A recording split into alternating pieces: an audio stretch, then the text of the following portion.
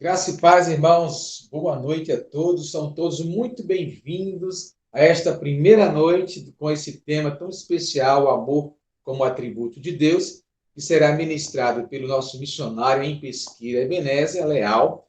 Tanto hoje quanto na próxima terça, nós teremos a oportunidade de ouvir sobre esse tema relevante para as nossas vidas. Então, nós queremos fazer uma oração inicial e logo em seguida iremos passar a palavra ao nosso amado missionário Ebenezer. Vou pedir que Lúcia possa fazer uma oração. Graça e paz, amados irmãos. Então vamos orar, agradecendo a Deus por essa oportunidade, por esse tempo tão precioso na presença do Senhor, onde vamos aprender mais da sua palavra, do amor de Deus como atributo. Querido Deus e amado Pai, nós te agradecemos por cada irmão que se encontra aqui, te louvamos pela vida do nosso missionário Ebenezer, rogamos que o Senhor possa usá-lo com poder e graça, que possamos aprender mais da tua palavra e não só aprender, mas também sermos praticantes da mesma. Abençoa cada um de nós, traz mais pessoas para ouvir da tua palavra e abençoa o tempo que teremos aqui. Em nome de Jesus, amém. Amém. Amado servo Ebenezer, o tempo é seu, que Deus abençoe e que possamos receber do Senhor a sua palavra no nosso coração. Amém. Então, eu quero cumprimentar cada irmão e irmã com a graça e a paz do Senhor Jesus. Contente em ver, né, alguns amigos e servos do Senhor, né, missionário João Paulo. Grande abraço a toda a família, pastor Iramar também. Grande abraço. E aos irmãos aí de Frutuoso, né? E a nossa igreja amada, a Igreja Batista Shekinah, é um prazer nessa noite estar trazendo, não é, esse tema para cada um e cada uma, no desejo que a palavra de Deus realmente venha nos instruir, nos edificar, nos conduzir, né, em temor, em crescimento, não é? Na graça do Senhor Jesus Cristo. Eu confesso, irmãos, que eu, quando pensei, não é, sobre esse tema, eu apenas, vamos dizer assim, eu apenas coloquei ele sair do particular para o público, né? Porque é um tema que, digamos assim, ocupa a minha mente diariamente, né? Pensar sobre o amor de Deus é algo que todos os dias eu preciso estar refletindo para que eu possa entender o porquê, né? O porquê que Deus ainda tolera esse ser ainda aqui na sua presença, né? E sem dúvidas é um tema de muita responsabilidade. Então eu vou ser bem sincero com os irmãos e irmãs. Não criem grandes expectativas, porque nós não somos, não é, nenhum teólogo, somos apenas, né, aqui um servo que quer conhecer mais o Senhor, quer realmente se aprofundar no estudo da palavra. E quando nos é dado essa ousadia, né, de compartilhar, então a gente vai, mas a gente precisa chegar, como diz aqui na nossa região, bem abaixadinho, realmente, né, no temor do Senhor. Então, irmãos, falar sobre o amor de Deus requer realmente, não é, um tempo muito maior do que essas duas terças-feiras, né, que temos, né, porque a gente vai compreender um pouco mais, né, mas sei que os irmãos têm essa convicção em seus corações, né, e falar do amor de Deus é falar do ser eterno de Deus, né? E como é que se fala de um ser eterno de forma que a gente esgote, né, de forma que a gente seja conclusivo em tudo aquilo que a gente tenha como convicções? É impossível, né? O que nós conhecemos sobre Deus, sobre o seu caráter, é aquilo que ele quis revelar nas Escrituras. E mesmo assim ainda estamos, vamos dizer assim, ainda estamos tateando, né?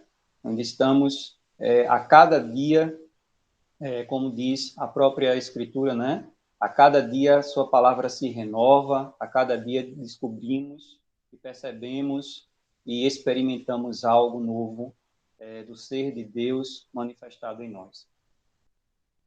Então, para iniciarmos nossas reflexões sobre o amor de Deus, nós vamos partir de um conceito, a princípio, não bíblico, né? Um conceito mais básico, partindo aí da filosofia, vendo o que é que a filosofia traz sobre esse tema, né? Quando eu digo aqui filosofia, eu não quero também esgotar, eu não quero me aprofundar, porque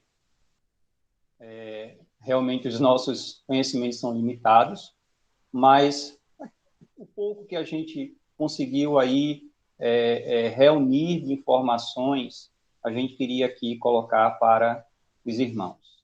Então, para buscarmos compreender sobre, primeiramente, né, o próprio termo amor, à luz da filosofia, nós vamos ver aí que o amor é um tema ou objeto de interesse do conhecimento humano desde antes de Cristo, né?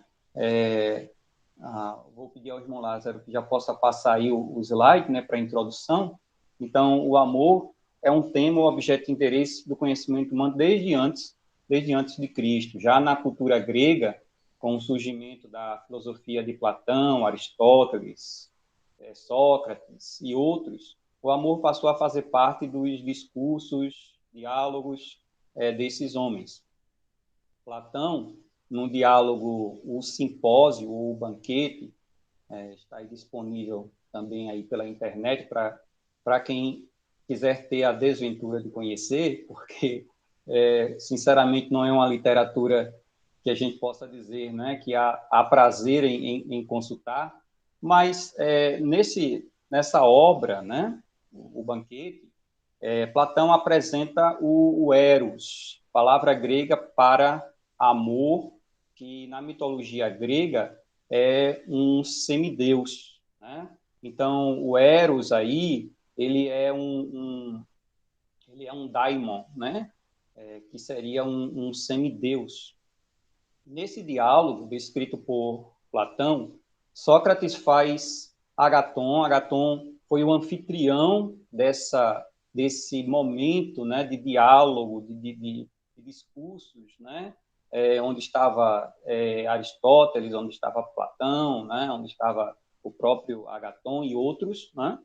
Então, ele havia feito esse desafio, né, para que houvesse esse momento de debate, né? E ele, então, no caso Platão, né, faz Agaton reconhecer que suas palavras eram bastante vazias e continham contradições no que ele apresentou sobre o amor. E aí, para Agaton, o amor, né, por ser belo e bom, ele desejava e se inclinava ao belo. Então, o amor, o eros, né, por ser belo e bom, desejava e se inclinava ao belo. Então, segundo ele, todo desejo representa algo que não se tem e pelo qual se interessa ter, mas que não se sabe se amanhã teremos, se estará conosco. Então, para ele, né, todo desejo representa algo que não se tem e pelo qual se interessa ter. E possa ser que tenhamos amanhã ou não, né? Então, isso era o que ele definia como eros, né? Então, se eros, no conceito de Agaton, aspira ao belo, ele não pode ser, né, não pode ser ele mesmo belo por carecer de beleza, né? Então, ele não pode ser belo se ele busca a beleza.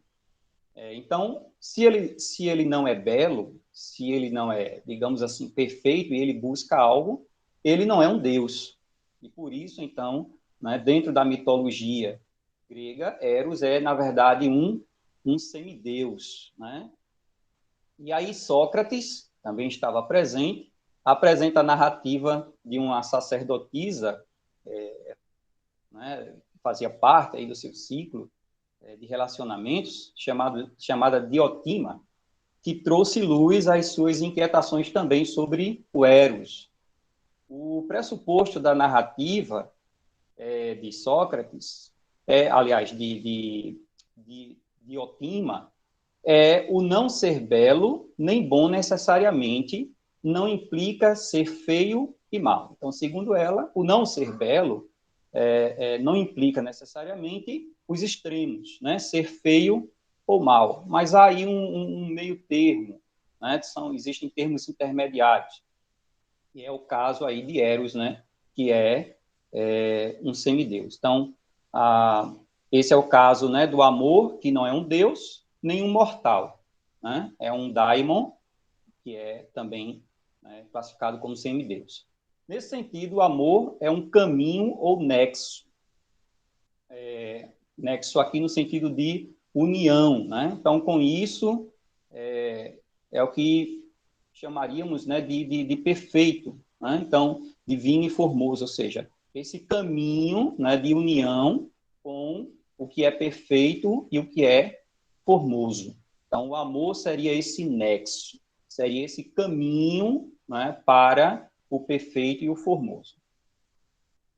Como Eros não é um deus, ele também deseja possuir um bem que dure para sempre. Seu apetite é pela imortalidade, né? Então, o apetite de Eros, o desejo constante de Eros, né?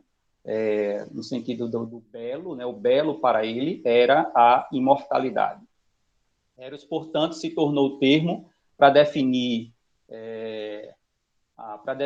a paixão, o desejo físico, né? O termo definia o amor praticado nas relações sexuais, tanto entre pares héteros como também homossexuais, né? Inclusive fora do próprio relacionamento comum, né? A vida civil, mas também se aplicava às relações tidas, né? como formas de culto, né? Nos cultos pagãos, e, às vezes, também era atribuída a relações demoníacas também, né? E os filósofos até tentavam, digamos assim, limpar, né, esse termo dessa relação que, dentro da mitologia, existia de Eros com as práticas demoníacas. Então, a palavra Eros, né, não poderia, né, não poderia estar na palavra de Deus para definir o amor de Deus, né? Louvado seja Deus por isso, né? Então, esse termo, que é o termo, digamos assim, mais elevado, né, para a filosofia, no que diz respeito à relação dos homens com as divindades, né, e dos homens uns com os outros, não está na Bíblia, né? Juntamente com ela, existem outras palavras gregas que definem diferentes formas de amor. Quais são elas? Existe o ludos, que são os relacionamentos casuais e lúdicos, descompromissados ou os flertes, né? Hoje é o que define aí as ficadas, né? Dessa juventude, né? Então é o ficar, é o flerte, né? Aquela coisa é aquele relacionamento sem compromisso, né? Daí vem também a palavra lúdico, né?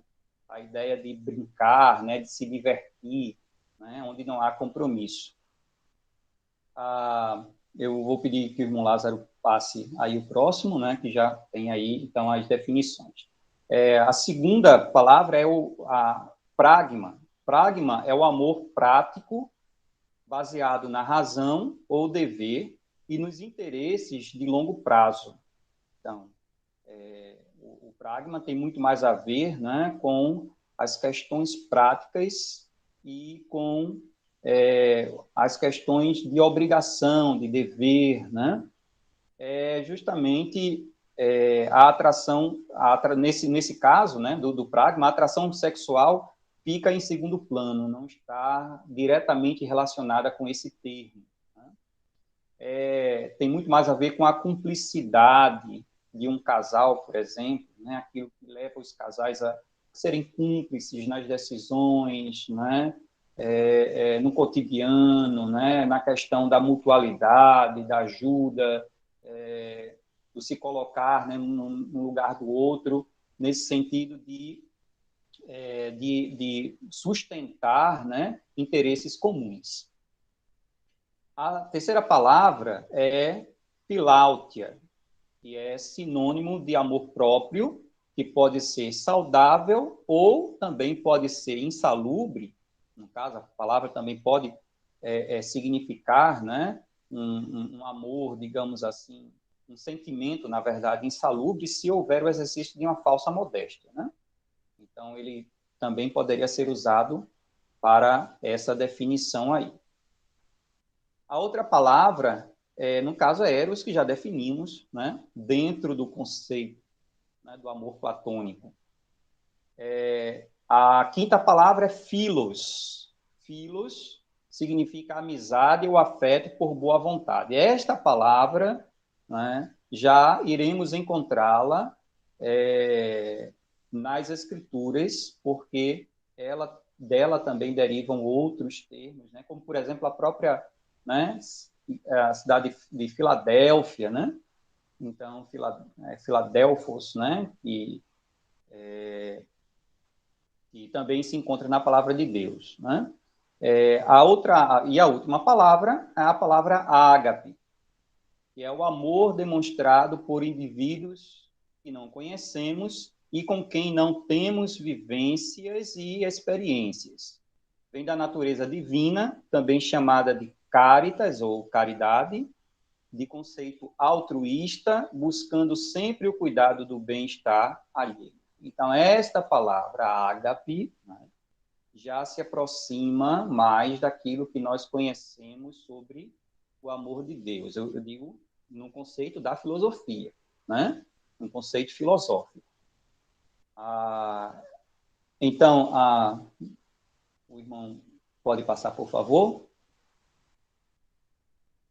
Isso. Então, nós vamos ver aí como os termos, aliás, como, né, o termo amor é encontrado nas Escrituras, no caso, tanto no Velho tanto no Antigo como no Novo Testamento. Então, no Antigo Testamento, a palavra amor, na forma substantiva, quando referida às manifestações do caráter de Deus e do homem, aparece na forma mais comum do hebraico, que é ahavá. Essa forma hebraica, né, ela é um adjetivo, né? Então ela significa amor, né? Amor na nossa língua. Mas ela também tem uma forma verbal, que seria lehov, né? Então lehov é a forma verbal, né? E aqui temos o infinitivo, né? Do verbo amar, no hebraico. E isso nós podemos ler em algumas passagens das Escrituras, né? No caso, se estivéssemos contexto original, em hebraico, nós iríamos encontrar aí essas palavras lá, né, no meio dos textos. Jeremias 31, versículo 3, vou convidar os irmãos a abrirem aí suas Bíblias. Jeremias 31, 3, diz o seguinte: há muito que o Senhor nos apareceu dizendo, com amor eterno te amei, com benignidade te atraí, né? Então, nós temos aí essa passagem, né, do profeta, né, falando sobre a restauração de Israel e o Senhor, então, né, dizendo para, né, o seu povo, né, há muito que o Senhor nos apareceu dizendo, com amor eterno te amei, com benignidade te atraí. Então, a palavra aí para amor eterno, né, a palavra amor, aí é o substantivo ahav, né, em hebraico. Também temos em Provérbios capítulo 3, versículo 12, Também o mesmo termo é usado lá, né, em Provérbios, capítulo 3, versículo 12. Provérbios 3, 12. Diz o seguinte: porque o Senhor corrige aquele a quem ama, assim como o pai ao filho a quem quer bem. Então, quando diz aqui que o Senhor corrige aquele a quem ama, né? Aqui é a forma verbal que está sendo usada, né? Lerrovo, né? Na sua conjugação aqui, né? Da pessoa que está aqui, né? Então, aquele, né? Então, esses são passagens, existem, evidentemente, muitas outras passagens no Velho Testamento, e nós poderíamos encontrar aí esses termos originais, né, para se referir a amor. Mas, quando se refere ao amor leal ou amor constante de Deus, a palavra hebraica, e quando a gente fala que amor leal e amor constante, estamos falando de características, né, desse amor. Nós vamos ver isso mais à frente. Então, quando se refere ao amor leal, o amor constante de Deus, a palavra hebraica mais usada é hesed. Então, hesed também é uma palavra hebraica, cujo significado na nossa língua é amor constante, bondade, gentileza, misericórdia e amor leal, ou também graça, né? Então, essa palavra é a que melhor traduz esses conceitos do caráter amoroso de Deus. Em Salmo 136, versículo 1, Salmo 136, versículo 1, a gente pode ler o seguinte, 136, versículo 1. Dai graças ao Senhor, pois Ele é bom, porque o seu amor dura para sempre. Então, aqui, a palavra amor, né, usado no original aqui em hebraico, é hesed, porque está falando do amor leal, do amor constante, do amor bondoso de Deus. Também podemos encontrar em Provérbios, né? Provérbios capítulo 3, versículo 3. Provérbios 3, 3 diz: não te deixem o amor e a fidelidade, ata-os ao teu pescoço e escreve-os na tábua do teu coração. Aqui também o amor ao qual se refere o autor de Provérbios é esse amor leal, amor constante, o amor benevolente de Deus. E ele diz: não te deixem o amor e a fidelidade. Ata-os ao teu pescoço e escreve-os na tábua do teu coração. No Novo Testamento, pode passar o slide, no Novo Testamento, a parte da Bíblia, né, escrita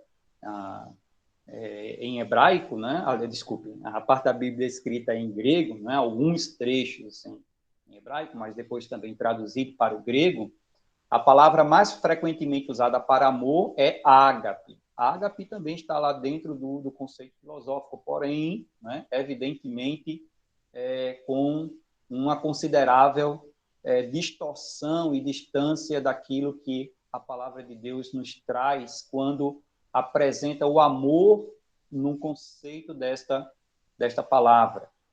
E depois vem filéu, né, que é uma outra palavra também no Novo Testamento para se referir ao amor. Então, o tema, o amor de Deus, ele é objeto, né? Ele é um objeto de estudo da teologia sistemática. Dentro deste campo, uma das divisões para efeito de estudo é a teologia propriamente dita. né? Então, a teologia sistemática tem aí suas divisões e subdivisões. Então, dentro da teologia sistemática, temos a teologia propriamente dita.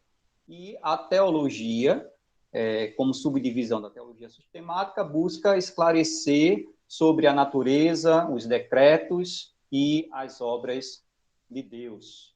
No que compreende a natureza de Deus, é apresentado os aspectos da essência e atributos divinos e a unidade e trindade de Deus, né? Então, sobre, né, a natureza de Deus, né? Então, quando estamos estudando sobre a natureza de Deus, o foco, o enfoque, né, são sobre os aspectos da essência e atributos divinos e também a unidade e trindade de Deus. O amor de Deus é um aspecto dos atributos morais de Deus, que são a santidade, a retidão e justiça, a bondade e a verdade. Pode passar, meu irmão. Eu já estou aqui além, não prestei atenção do slide. Né? Vamos lá, deixa eu ver aqui.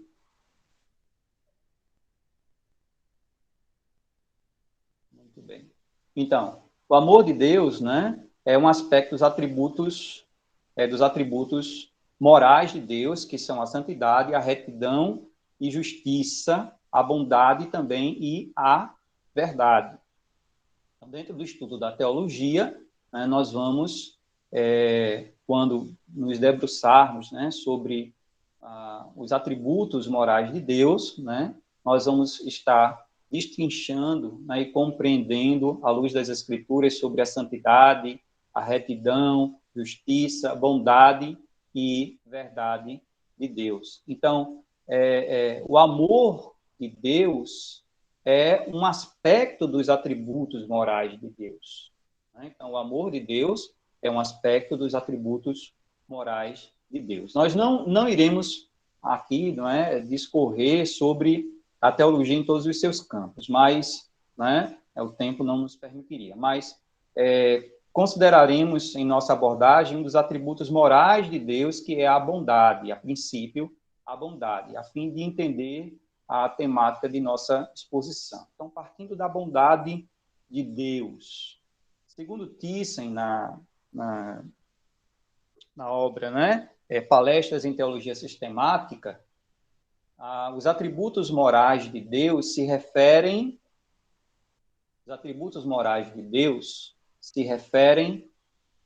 aos predicados necessários aos predicados necessários da divina essência que envolvem qualidades morais. Então, quando se pensa sobre os atributos morais de Deus, estamos nos referindo aos predicados necessários da divina essência que envolvem qualidades morais. Né? Então, predicados necessários, né, são aí qualidades, né, em forma de ações, de atos, né, da divindade, né, da divina essência de Deus, e nelas, ou nele, né, estão envolvidos aí as qualidades morais de Deus.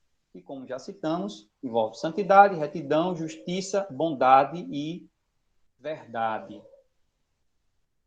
Quando usamos o termo bondade atribuído a Deus, né, já que estamos aí pensando, né, para princípio de entendimento, né, falando da bondade de Deus, né, então, quando usamos o termo bondade atribuída a Deus, estamos diante de um conceito de um personagem ideal, ou seja, temos nesse conceito todas as qualidades desse ser que é sua santidade, retidão e verdade, seu amor, benevolência, misericórdia e graça.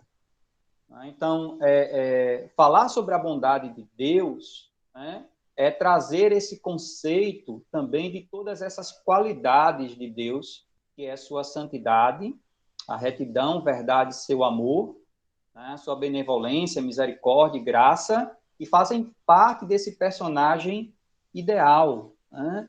E esse personagem ideal, ele está acima do conceito filosófico. Né? porque é aquilo que a palavra de Deus nos apresenta sobre quem é esse personagem ideal, que é o nosso Deus. E foi certamente nesse sentido que Jesus disse ao jovem rico, né? Ninguém é bom senão um só, que é Deus. Está lá em Marcos 10, 18, né? Quando ele disse, bom mestre, né? Então, Jesus pergunta, por que me chamas de bom, né? Então, aí Jesus então diz, olha, ninguém é bom senão um só, que é Deus. E nesse sentido, né, de fato, somente Deus é bom. Por que somente Deus é bom? Porque na perspectiva da bondade, né, desse ser ideal, somente Deus é um ser totalmente santo, perfeito, justo, né, misericordioso, gracioso. Então, essas são qualidades atribuídas somente a Deus e são inerentes também à sua bondade. Então, nessa perspectiva, a filosofia platônica não destoa, pois Eros não é um ser perfeito e ideal, é incompleto e vive em busca da perfeição. Por isso, os profetas do Novo Testamento não usam em nenhuma circunstância essa palavra para se referir ao amor de Deus. Ou seja, quando Jesus diz, né, ninguém é bom senão só que é Deus, o conceito filosófico sobre Eros, né, não destoa, não está realmente em dissonância. Por quê? Porque Eros não é bom, né? Eros não é bom, Eros não é esse ser ideal. Então, a gente vai ver aí, né, que, segundo a filosofia platônica, né, ele não é esse ser perfeito, ideal. Ele é incompleto, vive em busca da perfeição.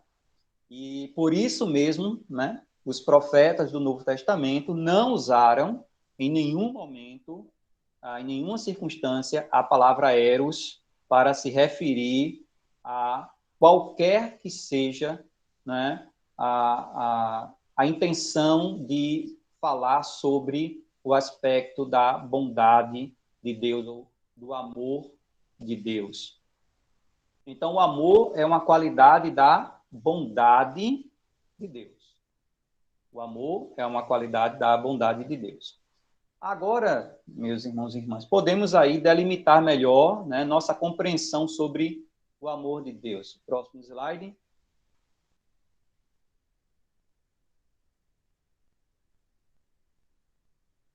Será que os irmãos ainda estão me ouvindo?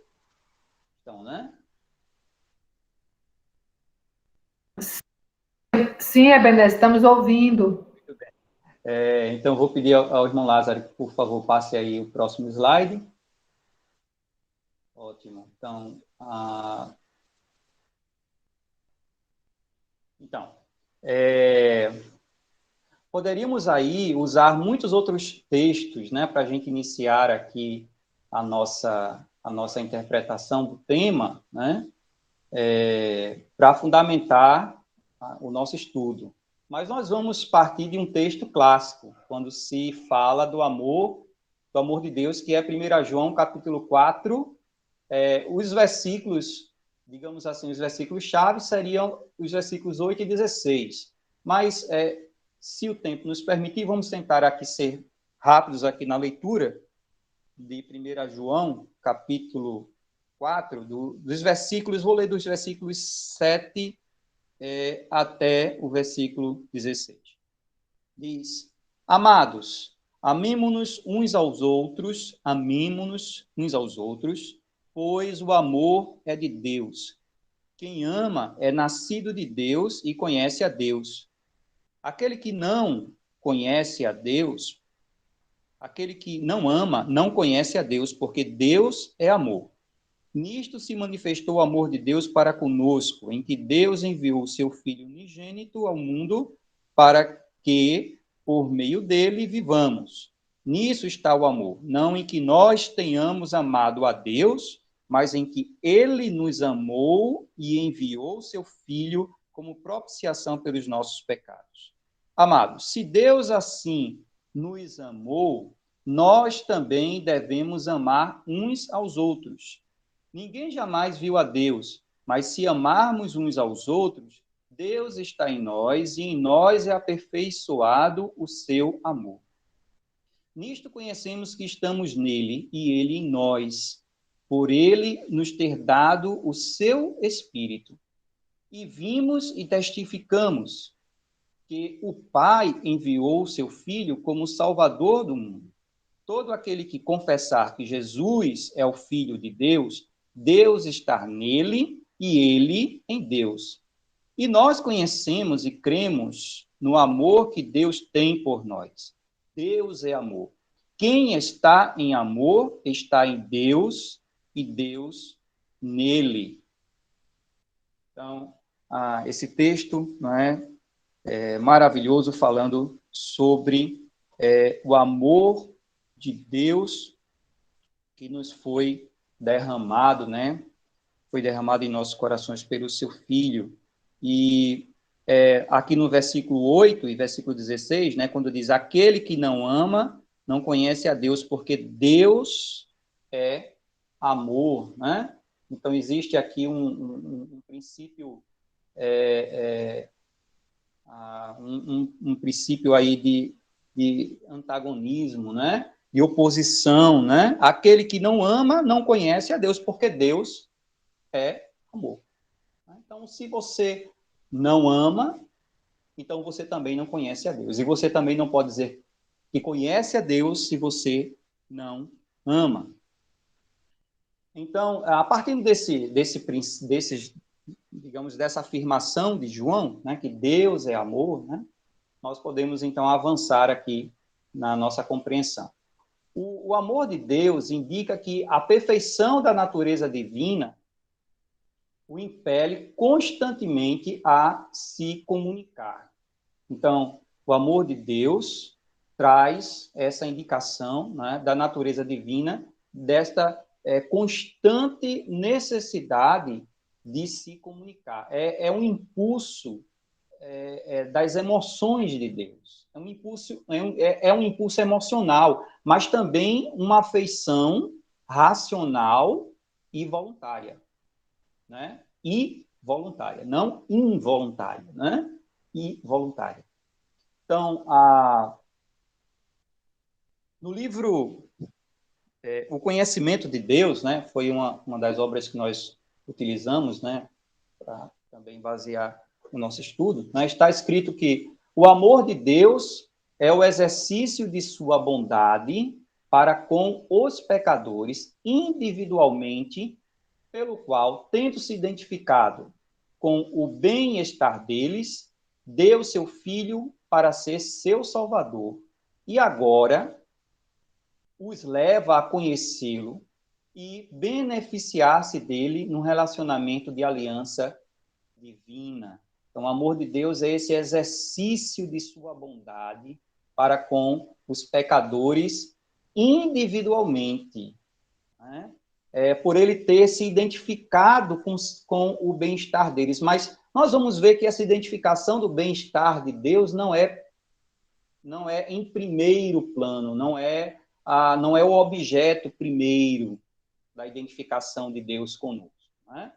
Mas, por ele ter se identificado conosco, ele deu o seu Filho para ser o nosso Salvador, e agora ele nos leva a essa relação, né, de conhecimento do seu ser, de nos beneficiarmos dele num relacionamento de aliança divina. Por quê? Porque a natureza de Deus o impele a isto constantemente, a se comunicar. Mas aí, então, né, nós também podemos entender que Deus é amor antes de haver qualquer coisa. Então, Deus não é amor porque em determinado momento ele decidiu nos amar.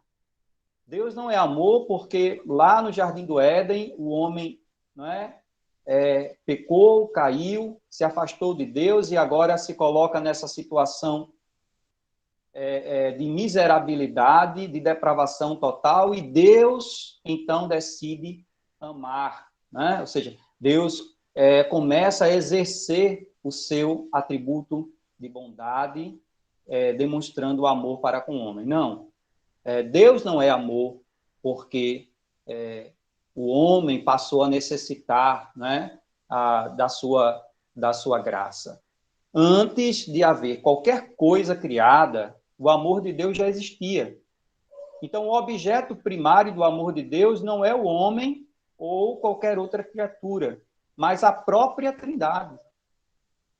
A necessidade de comunicação entre as três pessoas da Trindade já nutria-se e já colocava em prática esse atributo divino do amor.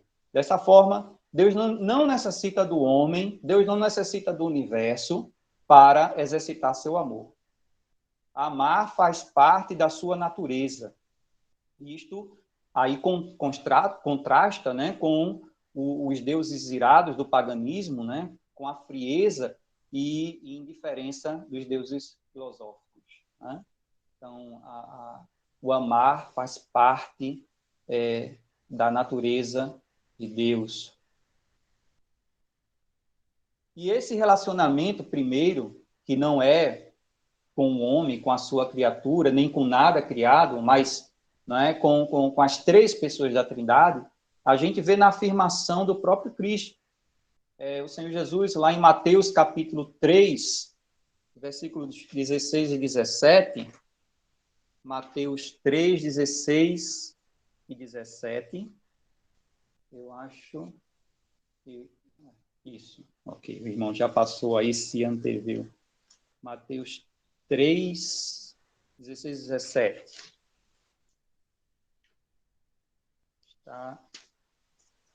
Diz o seguinte, ocasião do batismo de Jesus, né? Quando diz o seguinte, assim que Jesus foi batizado, saiu logo da água. Nesse instante, abriram-se os seus olhos, abriram-se-lhe os céus, e viu o Espírito de Deus descendo como pomba e pousando sobre ele. E uma voz dos céus disse, este é o meu filho amado, em quem me comprazo. O Pai está testificando diante de todos os que estavam ali presenciando, né, Jesus indo ao encontro de João para ser batizado, e no momento então que ele vai às águas, né, o Espírito Santo vem sobre ele em forma de pomba, e todos ouvem esse testemunho do Pai, dizendo, este é o meu filho amado, em quem me comprazo. Então, o Pai ama o Filho, e ele não amou Jesus a partir daquele momento que ele declarou, né? Ele ama o Filho desde a eternidade, assim também como o Filho ama o Pai. João 14, 31. João 14, 31 diz, mas é para que o mundo saiba que eu amo o Pai e que faço como o Pai me ordenou. Levantai-vos, vamos-nos daqui. Qual era o desejo do Senhor Jesus, sabe, com relação ao mundo? Para que o mundo conheça, saiba que eu amo o Pai e que faço como o Pai me ordenou. O Filho tem uma relação de amor leal com o seu Pai. Então, se Deus é eterno, esse seu amor também o é. Deus é eterno e o amor de Deus também igualmente eterno. Então, esse amor há de ter um objeto eterno. A quem Deus, então, ama primeiro, declaradamente, né? Claro que aqui falamos que as três pessoas, né, desfrutam e exercem mutuamente este amor. Pai, Filho e Espírito Santo. Mas a quem o Pai declara, né? A quem o Pai declara esse amor eterno? Deus ama, desde a eternidade, o seu Filho como objeto original. Ama a Cristo como objeto ímpar e eterno. Conforme Mateus 3:17, né, como já lemos, quando Deus declara sobre o seu Filho. Então, Deus estava feliz, né? Seu amor, ele é a fonte de alegria e felicidade. Deus já estava feliz sem o homem antes de esse ser criado. E ele teria continuado assim se simplesmente houvesse destruído o homem depois de esse haver pecado. Deus não perderia, né, a sua alegria, ele não perderia o seu objeto primeiro de amor se tivesse decidido destruir a raça humana depois, né, depois da queda. E isso significa que, por sua livre e espontânea vontade, ele não conhecerá... desculpe. Eu me perdi aqui no texto. Vamos aqui voltar. Então, Deus estava feliz sem o homem antes que esse fosse criado. Teria continuado assim se simplesmente houvesse destruído o homem depois deste haver pecado, mas, como vemos, ele dedicou seu amor a indivíduos pecadores, e isso significa que, por sua livre e espontânea vontade, ele não conhecerá felicidade pura e perfeita novamente, até que tenha levado cada um de nós para o céu. Que coisa gloriosa, né, irmãos? Então, Deus, de fato, não precisa de nós para ser feliz. Mas ele decidiu nos amar. E como ele decidiu nos amar antes da fundação do mundo, agora ele só irá conhecer felicidade pura e perfeita quando tiver levado cada um dos seus eleitos para os céus. Então, Deus, ele salva não somente para a sua glória, mas também para a sua satisfação. Deus salva não somente para a sua glória, mas também para a sua satisfação. Conforme Lucas, capítulo 15, versículo 10, Lucas 15, 10, diz o seguinte: assim vos digo que há alegria diante dos anjos de Deus por um pecador que se arrepende. Aqui o Senhor Jesus estava proferindo a parábola da ovelha e da dracma perdida, né? E ele dizendo que há alegria diante dos anjos de Deus por um pecador que se arrepende. Então, Deus, ele tem satisfação em nos salvar. Então, ele não nos salva só para a sua glória, só para o seu louvor, mas ele tem satisfação, ele se satisfaz. Isto alegra, traz, então, prazer ao coração de Deus. Mas voltemos, então, para definir um pouco mais sobre o amor de Deus. Então, há uma questão que é parte de um grande equívoco resultante da teologia exegética. Quando eu falo exegética, não é exegética, né? Não é aquela que parte das Escrituras, mas é aquela que tenta colocar a interpretação do homem nas Escrituras, né? Deixa-se o princípio de que a Bíblia interpreta a própria Bíblia, e então o homem tenta interpretar a Bíblia pelos seus próprios conceitos. Então, existe um equívoco dentro dessa teologia que precisa ser refutada e corrigida à luz das Escrituras quando se fala sobre amor de Deus. Muitos teólogos aí da linha libertária, né, desse liberalismo teológico, né, como Leonardo Boff, Frei Beto e outros de tendências ecumênicas, mas que também têm aí ganhado adeptos dentro do evangelicalismo, desse ensino, né, liberal, pregam e apresentam um Deus que é exclusivamente amor, como se o único atributo de Deus para o presente fosse o seu amor. Falam de um Cristo que é todo bondade, amor e misericórdia. E aí, nessa perspectiva, dizer que Deus é amor torna-se uma ideia isolada, abstrata, mas, ao mesmo tempo, única e exclusiva para definir o ser de Deus.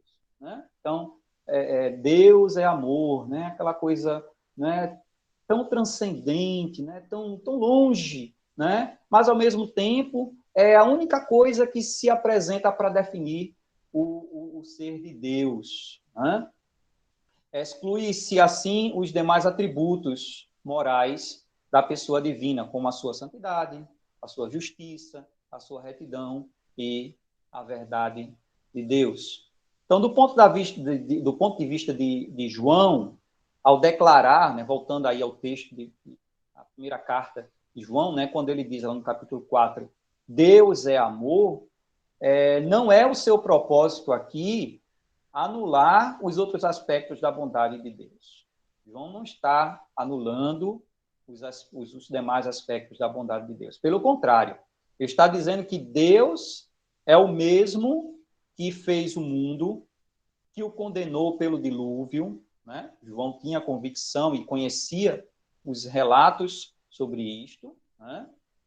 Que chamou Abraão e fez dele uma nação, que disciplinou o seu povo do Velho Testamento pela conquista, cativeiro e exílio, né? Então, a disciplina de Deus sobre o povo de Israel, enviou seu Filho para salvar o mundo por meio de sua morte na cruz e sua ressurreição, mas que também afastou o Israel descrente, que destruiu Jerusalém já aí na época de João, né, por volta do ano 70, né, e que um dia julgará o mundo com justiça. João tinha plena convicção e tinha isto como algo concreto, indissolúvel sobre o caráter de Deus, né? Ou sobre os atributos de Deus. Ele não compreendia o amor de Deus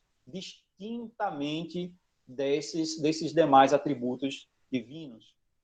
E com essa convicção, João faz 3 afirmações nos seus escritos, né? Não em suas próprias palavras, né? Mas colocando aquilo que Deus, por meio do Espírito, revelou a ele. Então, com essas convicções, João faz, então, 3 afirmações sobre a pessoa de Deus. Todas elas de igual teor e grandeza.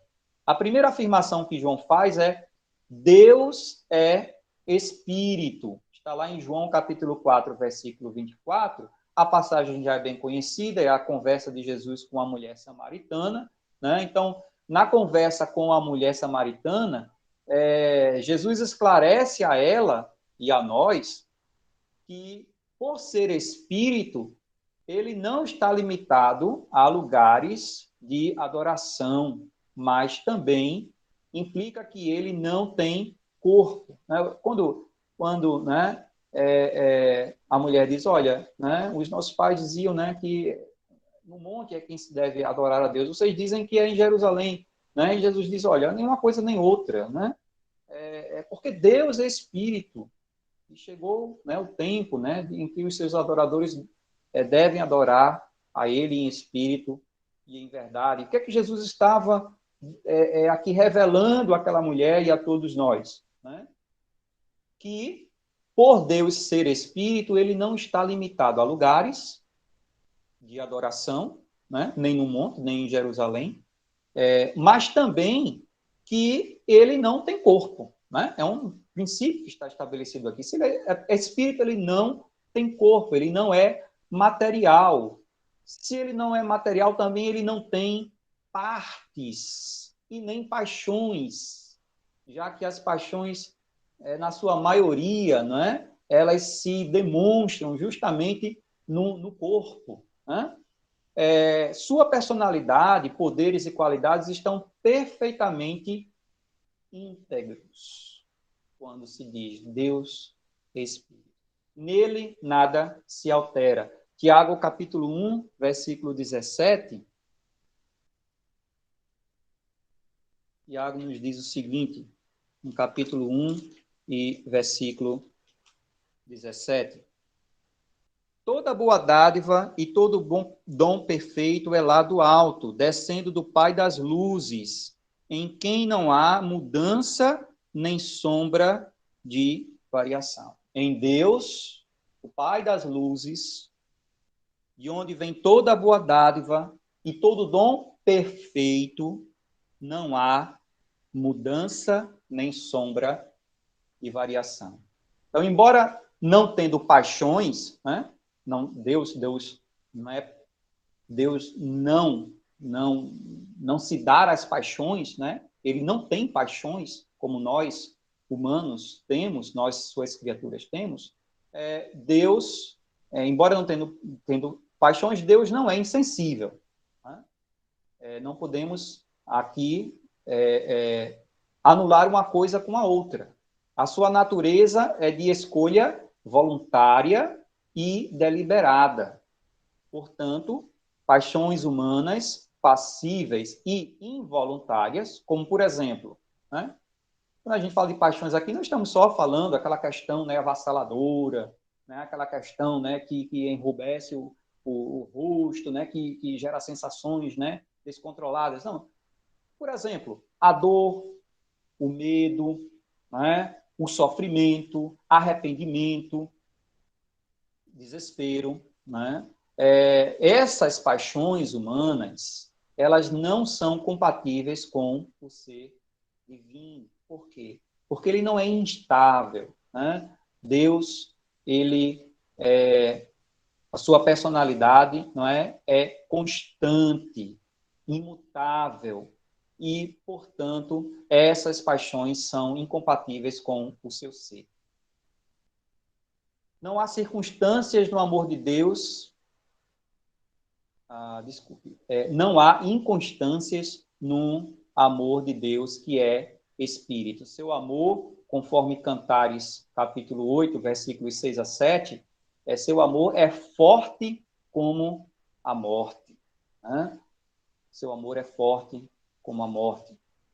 A segunda afirmação de João está lá na carta de 1 João, capítulo 2, versículos 7 a 10, e também no capítulo 3, versículo 10, quando ele diz: Deus é luz, e não há nele treva nenhuma.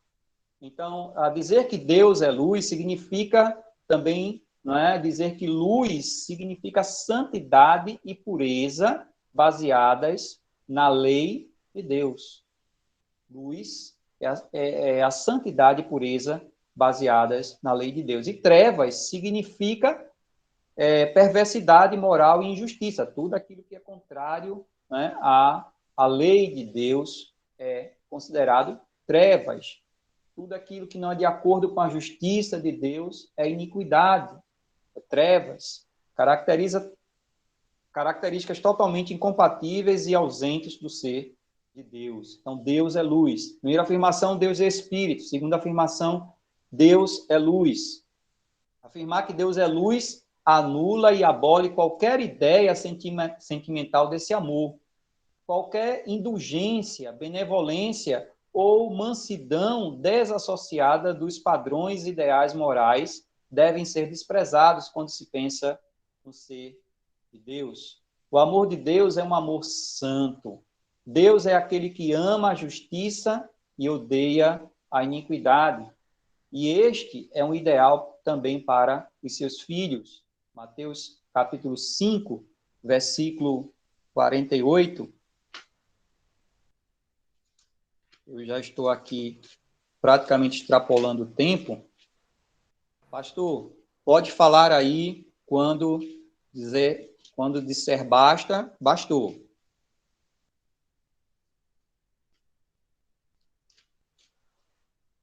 Mas já estamos aqui querendo realmente dar uma conclusão por hoje. Mateus 5, 48, Diz o seguinte: sede vós, pois, perfeitos, como perfeito é vosso Pai que está nos céus. Né? Quando Jesus está falando exatamente sobre o amor, né? O amor aos inimigos. E aí ele diz o quê? Né? E se saudades somente os vossos irmãos, que fazeis demais? Não fazem os gentios também assim? Né? No versículo 46, ele diz: se amardes os que vos amam, que recompensa tereis? Não fazeis os cobradores, não fazem os cobradores de impostos também o mesmo, né? Aí, no 48, ele diz, então, sede vós, pois, perfeitos, como perfeito é vosso Pai que está nos céus. E ele aqui está falando também da perfeição da bondade de Deus, da perfeição do amor de Deus. Esse também deve ser o ideal de todos os seus filhos. Deus corrige a quem ama. Hebreus capítulo 12, versículos 6 a 11. O seu amor, ele é inflexível, imutável. A Bíblia, ela não nos permite supor que podemos confiar que ele nos fará feliz sem que busquemos a santidade exigida por ele. Então, em lugar nenhum da Bíblia nos diz que é possível sermos felizes sem sermos santos assim como ele é, sem buscarmos, sem perseguirmos, né, incessantemente a santidade e a perfeição que Deus nos oferece no seu ser. E a terceira afirmação de João é Deus é amor. Né? Está aqui no texto base para hoje. Então, Deus é amor. Essa verdade completa sobre Deus é a verdade completa sobre Deus no que diz respeito aos cristãos. Né? Então, Deus é amor, é uma verdade completa sobre Deus no que diz respeito a nós, seus filhos, a nós cristãos. Assim como afirmar que Deus é luz significa que sua santidade é expressa em tudo o que ele diz e faz. Semelhantemente, dizer que Deus é amor implica em encontrar seu amor em tudo que ele diz e faz. Então, se Deus é luz, no sentido de refletir sua santidade em tudo aquilo que ele diz e faz, semelhantemente, de igual teor é também quando é dito que Deus é amor.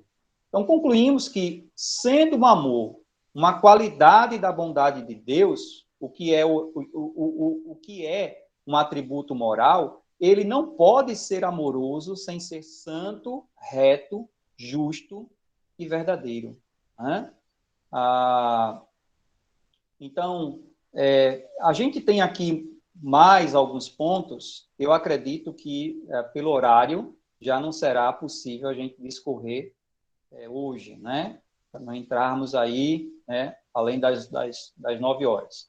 Mas queríamos aqui deixar, então, estabelecido esse conceito, né, ou esses conceitos sobre o amor de Deus, né, compreendendo que quando a Bíblia usa, né, os termos para amor e para o ato de amar nas Escrituras, ela, né, graciosamente, distingue o amor de Deus dos demais conceitos que existem até mesmo nos textos da antiguidade. Né? Não há aí confusão de terminologias. Existe, de fato, uma distinção clara, não é, por parte do próprio Deus, que nos revelou, né, a sua palavra quando ele se refere ao seu amor. Outra coisa também importante guardarmos na nossa memória, né, é que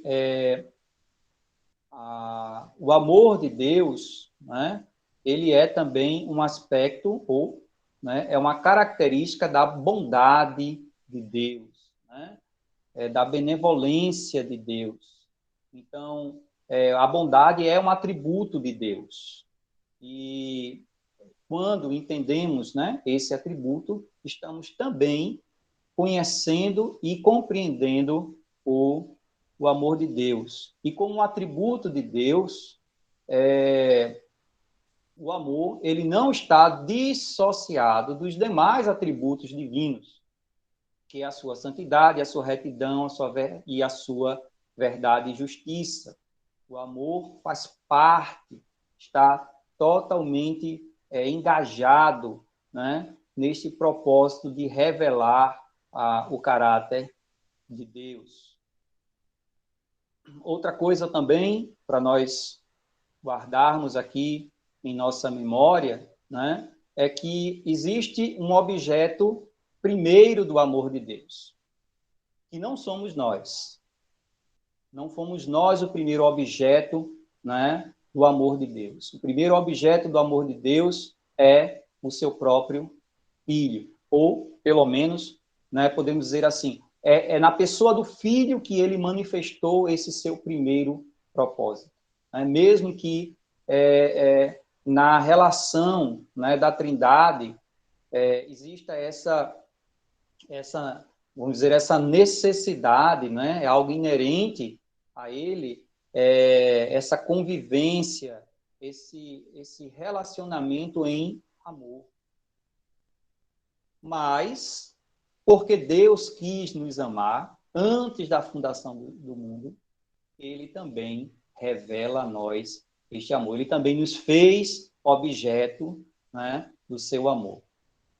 E aí, concluindo, né, como já falamos, né, João, ele tem uma compreensão bem clara sobre isto, né, de que o amor de Deus é de igual teor dos demais atributos divinos. Quando ele fala sobre o amor, ele não está desassociando ou ele não está diminuindo os demais atributos. Pelo contrário, ele está corroborando com todos os atributos divinos. Então, irmãos, nós vamos ficar por aqui hoje, né, no desejo de que na próxima terça-feira a gente possa aqui concluir essas ideias, mas a gente também possa falar um pouco, né, esse é o nosso desejo, falar um pouco também em como se manifesta este amor em nós, suas criaturas, em como Deus manifesta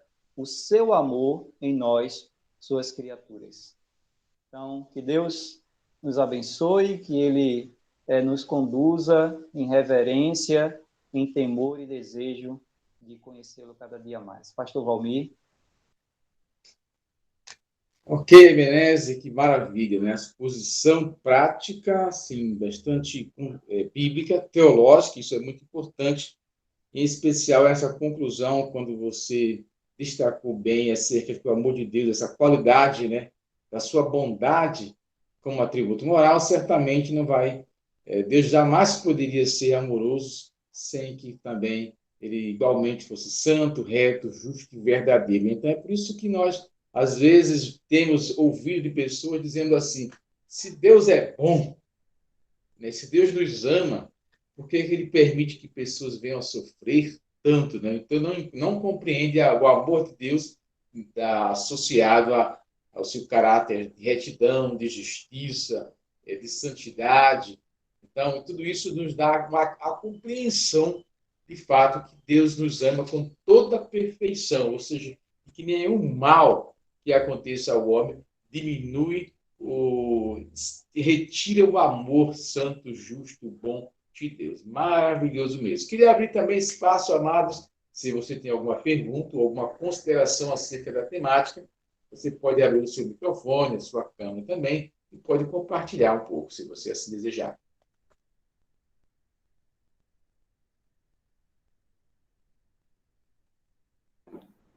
A gente lendo alguns textos, a gente vê com clareza que o amor de Deus, o amor citado em toda a Bíblia, ele sempre ele entra em choque com a ideia de amor do ser humano, né? E assim, mesmo quando a gente vê a nossa vida na igreja, a comunhão, tudo, muitos de nós, às vezes, falamos coisas que entram em choque com essa ideia do amor bíblico. Quando a gente fala, às vezes a gente vai fazer referência a algo que Deus fez ou algo que Deus pode fazer por nós, e a gente cita o amor de Deus como naquela ideia romantizada do ser humano, né? O que realmente entra em choque com o verdadeiro amor bíblico.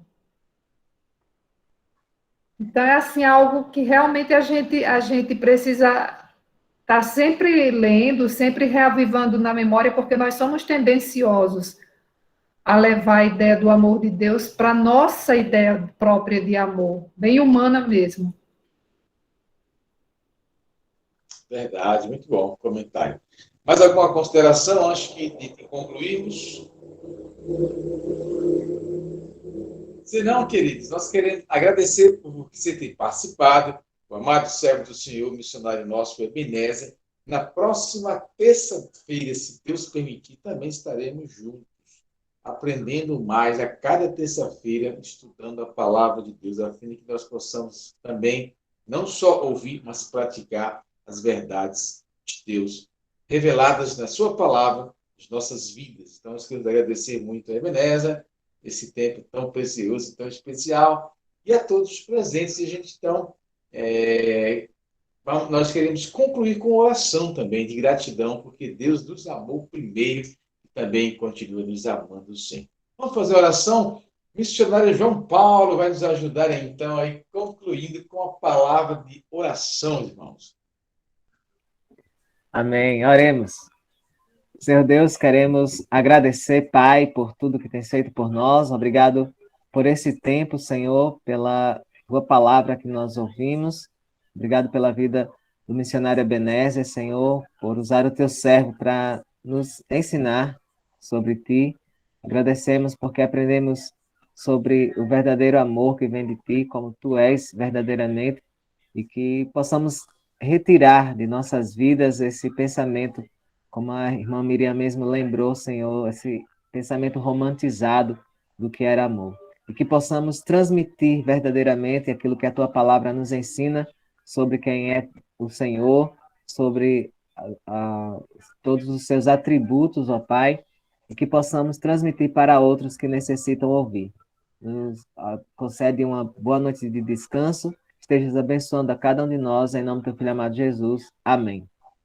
Amém. Amém. Amém. Deus abençoe. Sim, alguém falou? Não, foi pai aqui comigo. Deus abençoe a todos e até o próximo encontro, se Deus permitir. Amém. Amém. Boa noite a todos. Ebenezer, Daniel.